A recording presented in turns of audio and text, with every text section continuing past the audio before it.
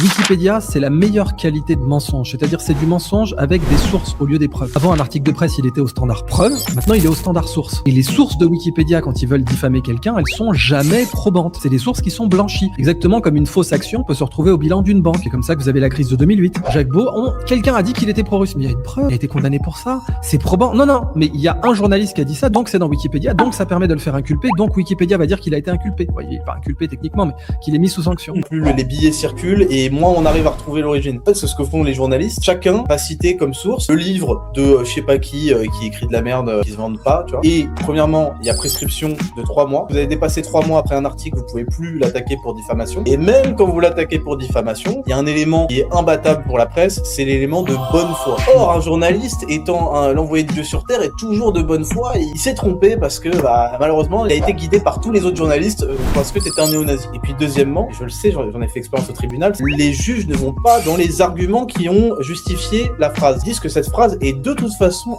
l'expression d'un sentiment et d'une opinion. Donc c'est terminé. Donc les opinions des journalistes font la réalité. Mais pas dans tous les sens, parce que tu fais ça avec